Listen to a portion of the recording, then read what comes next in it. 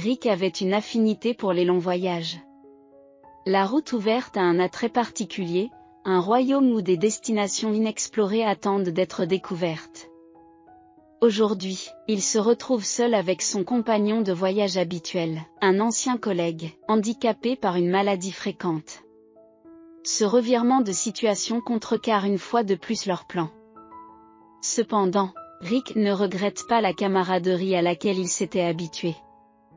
La solitude lui laisse un large espace pour l'introspection, ce qui l'amène à se plonger dans les souvenirs de sa jeunesse. Le père de Rick, camionneur de métier, parcourait l'ensemble du pays pour transporter des marchandises. Dans le cadre de son travail, il a rencontré une pléthore d'individus, dont certains avaient des intentions malveillantes. Lors d'un incident troublant, des bandits ont orchestré une embuscade, l'ont fait sortir de son véhicule et ont tragiquement mis fin à ses jours avant de s'enfuir avec la cargaison volée et de disparaître dans l'obscurité. Rick, qui n'était alors qu'un enfant de 5 ans, a été marqué par les gémissements déchirants de sa mère lorsqu'elle a appris la terrible nouvelle. Les nuits sont devenues la toile de ses lamentations, mais Rick, incapable de saisir pleinement le poids de ses luttes, nourrit un sentiment de rancœur, inconscient de la tâche formidable à laquelle sa mère a dû faire face en l'élevant seule. Par chance, son grand-père, Peter, lui apporte son aide et l'accueille souvent dans sa demeure pendant les week-ends. Le garçon voue une profonde admiration à son grand-père, à la fois sévère et bienveillant, dont les activités masculines, notamment centrées sur le garage et ses subtilités mécaniques, deviennent une source d'inspiration. C'est là qu'il s'est initié au monde de la technologie, absorbant avec ferveur les connaissances de son grand-père. Au fil des années, Rick termine ses études, suit des formations complémentaires et réussit les examens nécessaires à l'obtention d'un grand nombre de permis de conduire. Par la suite, il s'est engagé dans l'armée et est devenu un professionnel compétent et respecté. Ses compétences lui ont valu l'admiration de ses supérieurs, qui l'ont considéré comme une référence en matière d'excellence mécanique, comme en témoigne son char d'assaut impeccable. La vie après l'armée a été marquée par une métamorphose.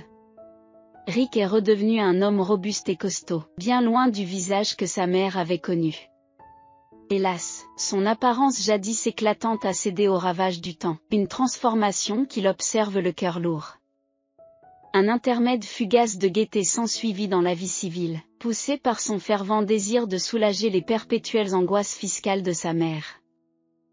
Il obtient rapidement un poste dans une entreprise de camionnage réputée et se hisse à la tête d'importantes remorques chargées de marchandises. En l'espace d'un mois, il ne se contente pas de fournir à sa mère un salaire confortable, il rajeunit également leur espace de vie grâce à d'importantes rénovations. La rencontre avec Julia, qui aboutira à leur mariage, marque un tournant décisif dans l'histoire de l'entreprise. La stature de Rick et son abstinence font de lui un homme convoité, un aimant pour les futures épouses. Julia orchestre rapidement l'acquisition d'un appartement loué, avec l'option de l'acheter au fur et à mesure que les revenus de Rick augmentent. Et c'est ce qui s'est passé. Les engagements professionnels de Rick se multiplient et lui laissent peu de temps libre à la maison.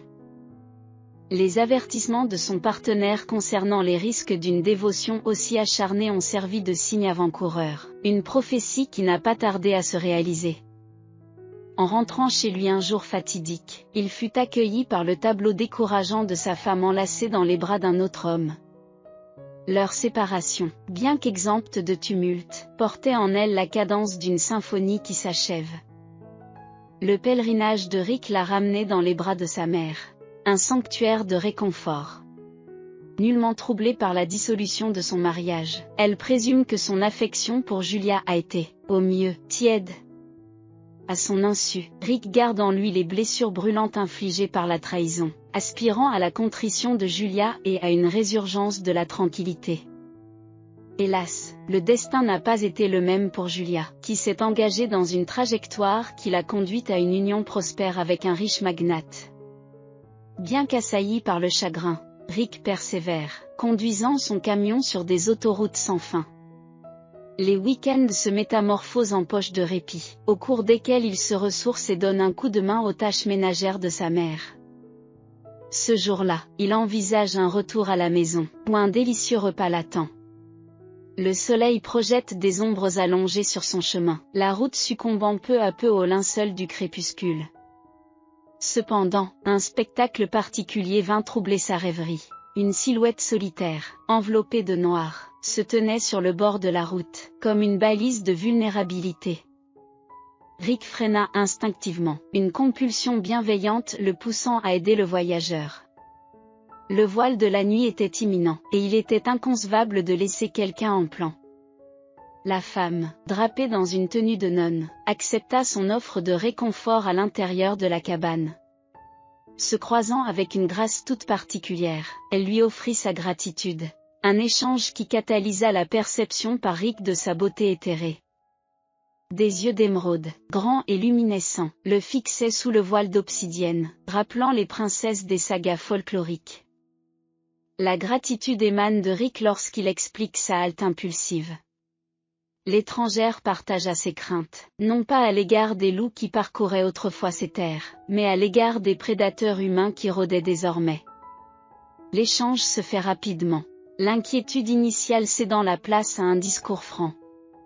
La conscience de soi pousse Rick à éviter toute remarque qui pourrait faire écho à la sagacité d'un aîné expérimenté, soulignant ainsi la différence d'âge. Pourtant, la jeune femme, loin d'être déconcertée, s'est montrée aimable et sympathique, faisant voler en éclats toutes les notions préconçues de bienséance monastique stoïcienne.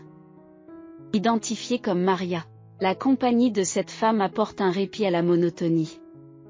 Les questions sur la profession de Rick ont suscité des réponses sérieuses, favorisant un environnement d'ouverture. La curiosité étant réciproque, il s'enquiert de sa destination. Un sourire subtil accompagne sa réponse, signe que leurs trajectoires sont alignées. Corrigeant l'adresse de Rick, elle a dissipé la notion d'affiliation maternelle, révélant son départ du sanctuaire du cloître. L'intrigue de Rick monte en flèche lorsque Maria divulgue son récit, une tapisserie tissée de tragédie et de transformation. Homme d'affaires autrefois riche, son père a vu sa vie basculer dans la précarité à la suite de la mort tragique de sa mère. En proie au chagrin, il a lutté contre le vice, se perdant momentanément dans l'abîme avant de trouver la rédemption grâce à son assiduité dans les affaires. Un second mariage s'annonce, présentant une femme dont l'apparence reflète celle de la mère de Maria, mais dont le cœur est voilé de duplicité. Un parent inattendu fait son entrée dans le foyer, le fils de la belle-mère, un contemporain de Maria. La tapisserie de leur vie converge, entremêlant les fils de la disparité et de la désillusion. Le récit de Maria éclaire son passage du monastère à la vie mondaine, poussée par la nécessité de faire un dernier adieu à son père malade et de lui demander l'absolution. La bénédiction de l'abbesse l'a libérée dans le royaume au-delà des murs du cloître. Au fil des kilomètres, un lien se matérialise, une camaraderie inattendue se forme entre la voyageuse solitaire et l'énigmatique religieuse. La nuit s'installe, mais les étoiles laissent une traînée lumineuse dans le ciel, témoignant d'une rencontre fatidique qui défie la logique conventionnelle. Au milieu du rythme incessant de la route, la présence de Maria brille comme une étoile qui guide, illuminant un chapitre de l'Odyssée de Rick qui changera à jamais le cours de leur destin entrelacé. Le père, nourri d'une nouvelle et intense affection, est resté inconscient des événements qui se sont déroulés pendant son absence. Arthur, le fils de la belle-mère, présente des traits semblables à ceux de sa mère. Il incarne l'adolescence choyée et, lorsqu'il rencontre Maria, une jeune fille rayonnante, il se lance dans une poursuite effrontée. Un jour, il a surpris la jeune fille dans le jardin et l'a presque soumise à une effroyable violation. Maria, prise au piège de la fragilité émotionnelle, se réfugia dans le bureau de son père, où elle se mit à nu devant son père entrepreneur, avouant tout. Cependant, son père, séduit par l'attrait de sa nouvelle épouse, a pris sa propre fille pour l'instigatrice de la tourmente, orchestrant cette ruse pour créer un fossé entre lui et sa jeune épouse. Cette erreur a donné lieu à un scandale, propulsant Maria dans les bras d'un séjour déchirant au sein d'un monastère, où elle a consacré 3 ans à l'abstinence et à la dévotion. Récemment, Maria a appris que son père était en mauvaise santé et qu'il était au bord du gouffre. Le poids de cette connaissance a fait voler en éclats son enfermement dans les murs sacrés, faisant naître un insatiable désir de liberté. Le désir d'embrasser son père, défectueux mais chéri, grandit en elle. C'est ainsi que Maria se retrouve au bord de la route, revenant sur ses pas jusqu'à l'opulente demeure de son enfance, où se déroulent les derniers instants de son père. Au milieu de ses réflexions mélancoliques, elle dit « Le retour à la maison semble incertain, car il est peu probable que ma belle-mère et son fils me permettent de rejoindre mon père. » Rick, sans réfléchir longuement, répondit « Maria, il serait imprudent de s'y aventurer seul. Arthur semble être un voyou insouciant. Permettez-moi de vous accompagner.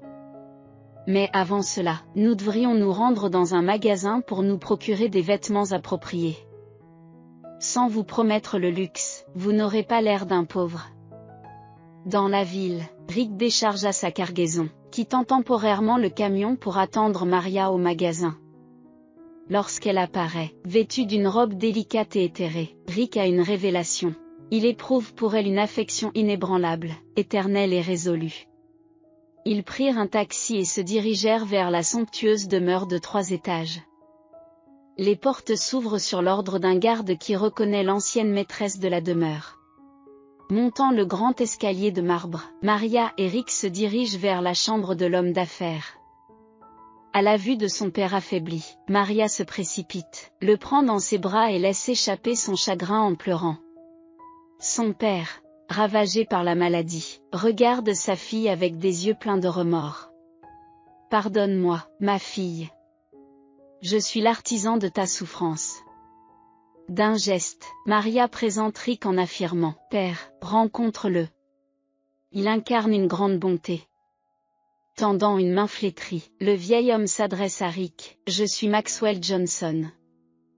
Je suis ravi de faire votre connaissance ainsi que celle de votre fille. » Leurs mains s'entrecroisent. L'entrée de la chambre s'entr'ouvre, accueillant une voix féminine. « Chérie, réveille-toi. Le notaire est là. Vous ne voudriez pas laisser votre conjoint sans héritage, n'est-ce pas ?» La chambre accueillit une dame statufiée et ostentatoire, escortée d'un homme en tenue d'affaires et d'un jeune vêtu de couleur vive. C'était la belle-mère flanquée d'Arthur, accompagnée d'un notaire. Un silence de plomb s'installe dans la pièce. Arthur reste bouche bée. Le notaire perçoit un air de discorde et se retire rapidement de la scène. Le visage de la marâtre se tordit en une expression répugnante tandis qu'elle lançait un torrent d'invectives. « Qu'est-ce qui amène cette nonne ici? Elle a calomnié mon fils et maintenant elle honore ma maison de sa présence. » La voix de Maria tremblait alors qu'elle affirmait « L'origine n'a pas d'importance. C'est le domicile de mes parents. Je vous suggère de partir. » En silence, Rick s'approcha de la femme, la guida par le coude et la fit sortir de la pièce. Il trouva une porte qui, en s'ouvrant, révéla une chambre obscure, un placard. La porte était fermée à clé derrière elle. L'attitude belliqueuse d'Arthur déclencha des rires parmi les occupants de la pièce. Rick le saisit sans difficulté par le col, le reléguant dans le garde-manger pour qu'il retrouve sa mère, évitant ainsi toute autre agitation. Maria fait appel à la sécurité tandis que l'homme d'affaires malade tente de se lever. Rassemblant ses forces, il raconte un récit qui laisse tous les auditeurs stupéfaits. Dans la fleur de l'âge, l'homme a été terrassé par la maladie 1 an après le départ de Maria. Refusant toute intervention médicale, son état s'est aggravé. Son poids a chuté, ses cheveux et ses dents se sont effrités.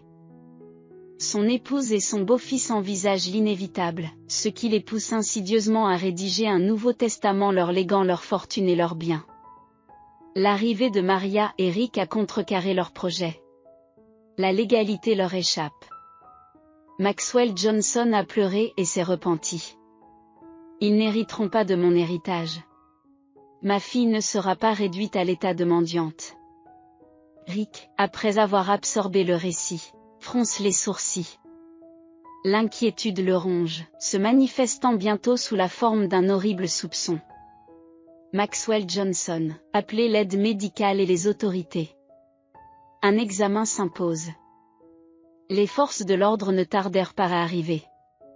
Après une audition concise, ils menottèrent la belle-mère et le beau-fils, validant l'intuition de Rick. L'examen révèle une concentration mortelle de poison dans le sang de Maxwell Johnson, qui se dirige vers le précipice. Le traitement prolongé qui s'ensuit permet une convalescence progressive, mais les pronostics optimistes restent difficiles à établir. Pendant ce temps, la femme et le beau-fils attendent leur procès, confrontés à de graves accusations. Entre-temps, Maria a pris les rênes de la vaste entreprise de son père, excellant dans son rôle.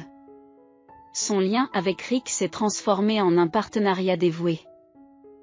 Ils officialisent leur engagement par le mariage et entament les préparatifs de la cérémonie. Maxwell Johnson est fier de son gendre.